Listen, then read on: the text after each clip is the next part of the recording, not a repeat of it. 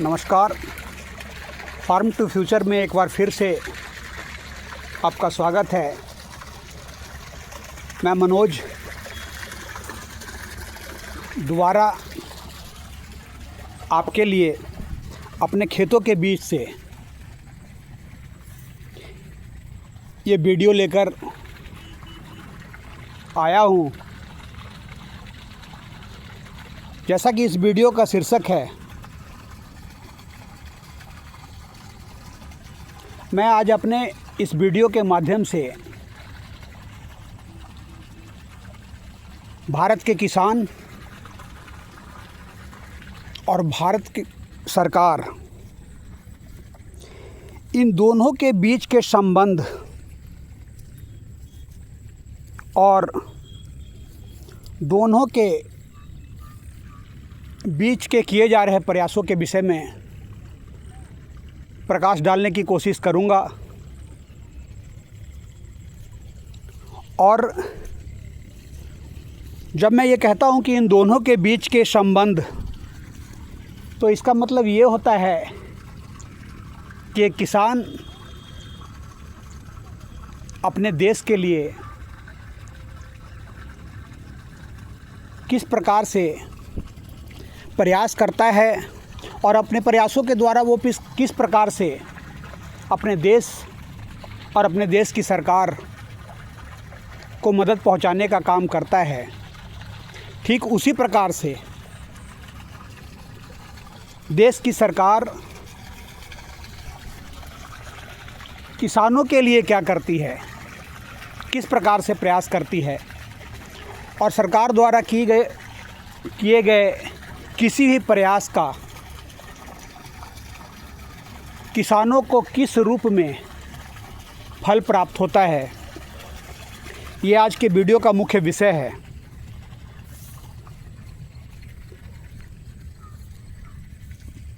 जैसे किसान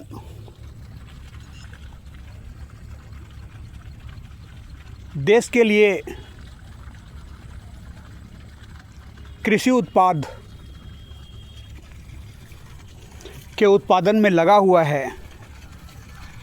ये हम सभी जानते हैं कि किसान का जो उद्योग है, अगर हम कमर्शियल पॉइंट ऑफ व्यू से इसको देखते हैं तो वो पूरी तरह से प्राकृतिक की गोद में है। और चूंकि ये प्राकृतिक की गोद में है तो अन्य उद्योगों की अपेक्षा इसमें जोखिम ज़्यादा है। फिर भी निरंतर किसान खाद्य पदार्थों के उत्पादन में लगा है। और ये कहना गलत नहीं होगा कि किसान ने जो साधन उसके सामने उपलब्ध हैं, उन साधनों के बल पे कहीं बढ़ चढ़कर प्रयास किया है। तभी आज भारत लगभग सभी क्षेत्रों में खाद्य पदार्थों की दृष्टिकोण से आत्मनिर्भर है।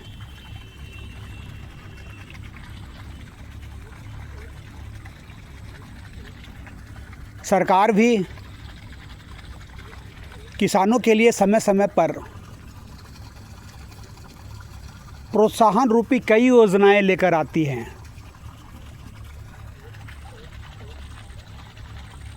जिसमें अगर आज के समय में, ये 2025 चल रहा है,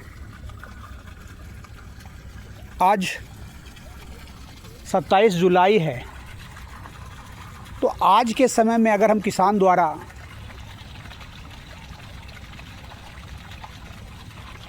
माफ़ कीजिएगा, सरकार के द्वारा किसानों के लिए जो योजनाएं हैं,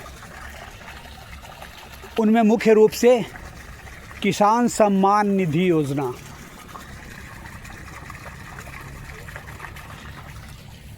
इसे हम नंबर 1 पे रखते हैं। और नंबर 1 पे रखने का जो मुख्य कारण है वो ये है कि इस योजना का फ़ायदा किसानों को लगभग 80% मिल जाता है।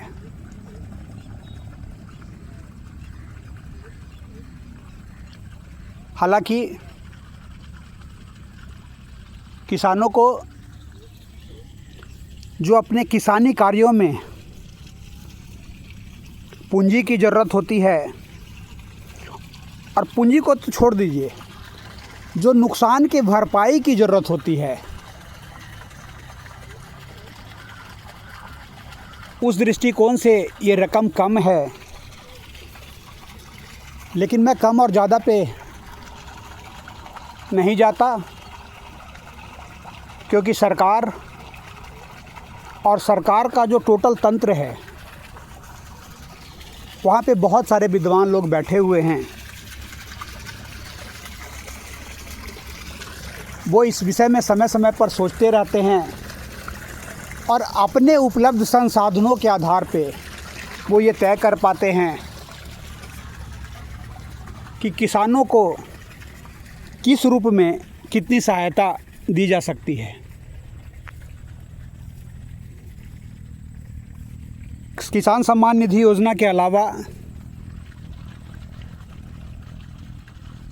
सरकार किसानों के लिए और कई योजनाएं लेकर आई है, जिनमें से एक योजना है आपदा काल में किसानों को आर्थिक मदद उपलब्ध कराना। अर्थात प्राकृतिक आपदाओं के कारण जब किसान की फसल का नुकसान होता है, तो उस नुकसान की भरपाई के लिए एक सिस्टमेटिक तरीके से किसान अपने हुए नुकसान के लिए ऑनलाइन माध्यम से सरकार को ये बताता है कि मुझे इस फसल में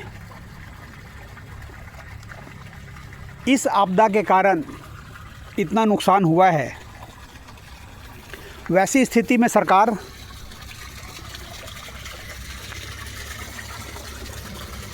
उसे एक सहायता राशि उपलब्ध कराती है। लेकिन आज जो इस योजना की वस्तु स्थिति है वो ये कि किसानों को 10% भी इस योजना का फ़ायदा नहीं मिल पा रहा है।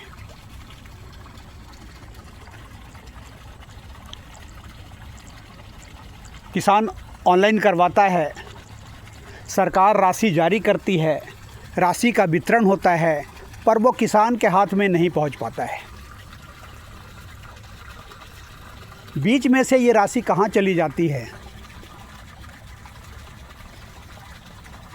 वो इशारा इस वीडियो का शीर्षक एक हद तक कर देता है।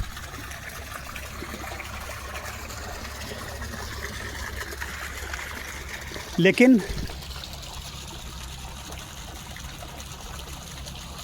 क्या ऐसे ही चलता रहेगा?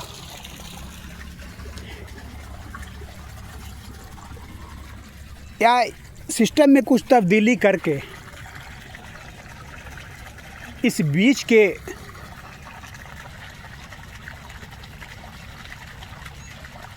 ब्लैक होल को भरा जा सकता है?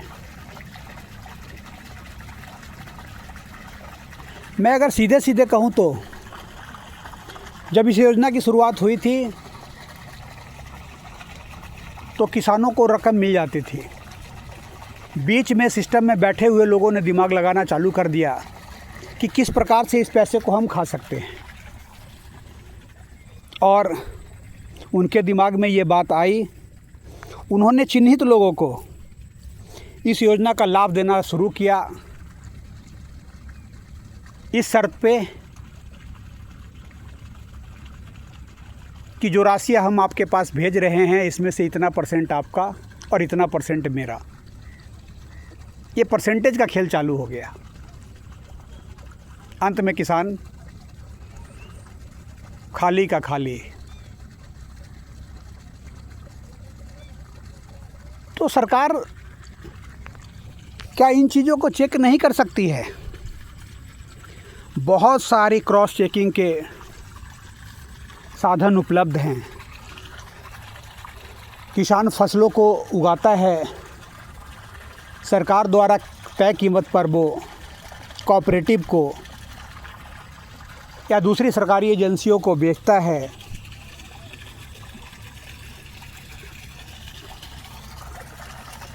उन किसानों के आधार कार्ड की डिटेल सरकार के पास होती है। किसान उर्वरकों की खरीद करता है, वहाँ पे भी आधार कार्ड की ज़रूरत होती है। तो क्या ये चेक नहीं किया जा सकता है कि वो राशि जिस किसान के खाते में डाली गई है रियल में वो किसान है या फिर वो आसपास के शहरों में रह के नौकरी कर रहा है?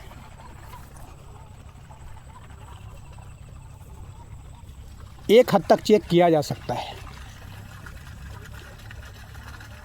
इसी प्रकार की मैं एक दूसरी योजना का जिक्र अपने इस वीडियो में करना चाहूँगा। सरकार के द्वारा समय समय पर खरीफ समय में, रबी समय में और जायद की फसल के समय में ब्लॉक स्तर पर, सब डिवीज़न स्तर पर बीज का वितरण किया जाता है।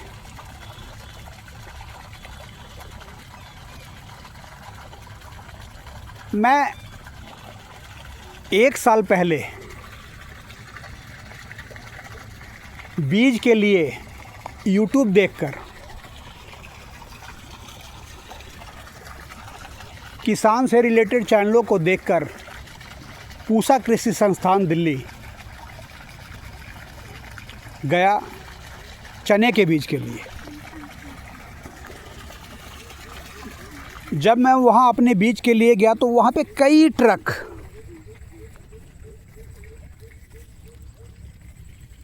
संशोधित बीज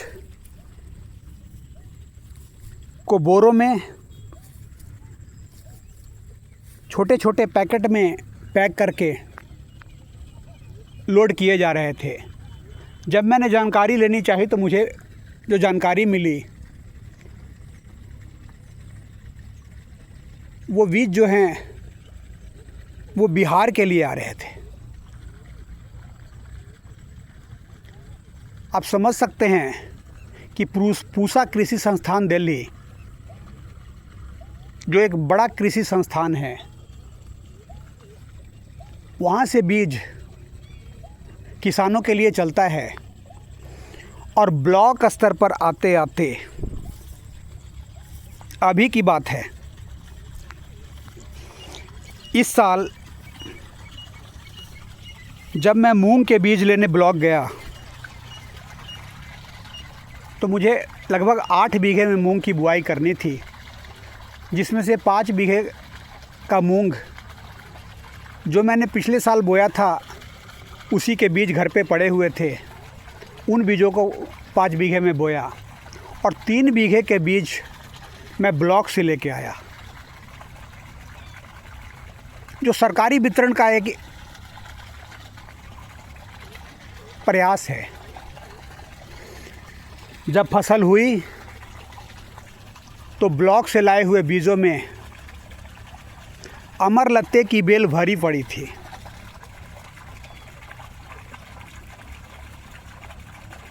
और जब वो पौधा फलियों पे आया तो खेतों में पौधा तो दिखाई नहीं दे रहा था, अमर लत्ते की बेल दिखाई दे रही थी। तब मैंने बैठकर सोचा कि पूसा कृषि संस्थान से किसानों के लिए बीज चलता है और अगर मूंग का बीज चलता है तो बिहार के पटना और पटना के धनरुआ ब्लॉक से जब उस बीज को प्राप्त किया जाता है तो वो बीज अमरलत्ते के रूप में परिवर्तित हो जाता है।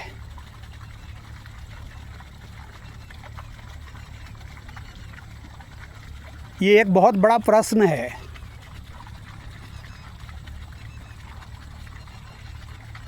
और इससे किसानों को किस हद तक सरकार की योजनाओं से मदद मिल पा रही है ये बताने की ज़रूरत नहीं है। मैं फिर एक बार ये दावे के साथ कहना चाहूँगा कि सरकार किसान के लिए बहुत कुछ कर रही है पर कुछ नहीं कर रही। किसानों को सरकार बहुत कुछ दे रही है पर कुछ नहीं मिल रहा है। और कुछ नहीं मिल रहा है वहीं तक सीमित नहीं है, क्योंकि अगर सरकार की ये स्कीम नहीं होती तो मेरे 3 बीघे की मूंग अमरलत्ते के रूप में नहीं उगती।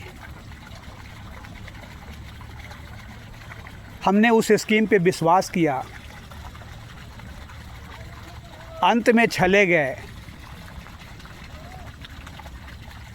पूरे सिस्टम के बीच में कहाँ पे छेद है, लेकिन उस छेद का भुगतना किसान को पड़ रहा है।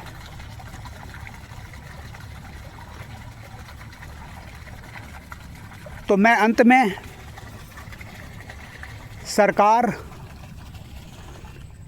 और सरकारी नुमाइंदों के लिए एक लाइन प्रश्न के रूप में छोड़ जाता हूं कि क्या हम देश के संसाधनों को किसान के नाम पे जो दे रहे हैं वो किसानों को मिल रहा है, और अगर नहीं मिल रहा है तो क्या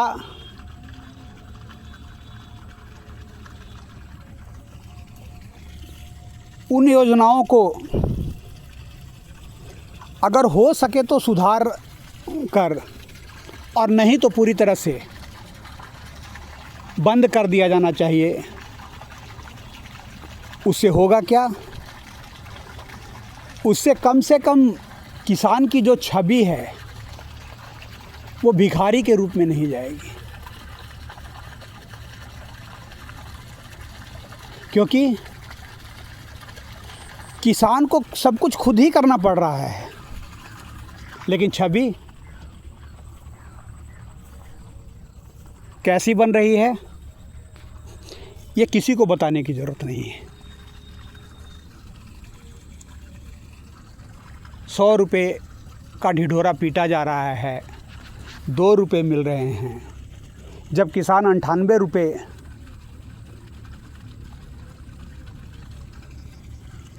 की अनुपस्थिति को झेल सकता है तो वही किसान 2 रुपये और झेल सकता है। कम से कम देश को तो फ़ायदा होगा कि वो राशि जो है वो देश के इस्तेमाल के लिए, देश की इज्जत के लिए, देश के जवानों के लिए बची रहेगी।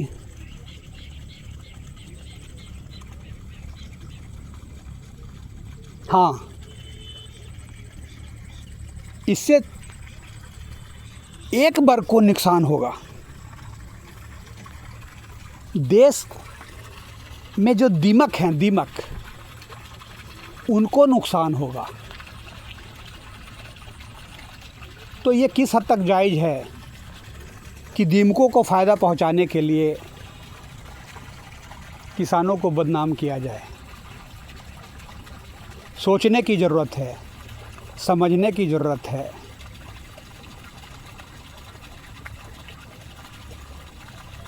अंत में फिर से मैं यही कहना चाहूँगा जय किसान। और किसान की जय है जय जवान, जवान की भी जय है। पर क्या जय हिंदुस्तान।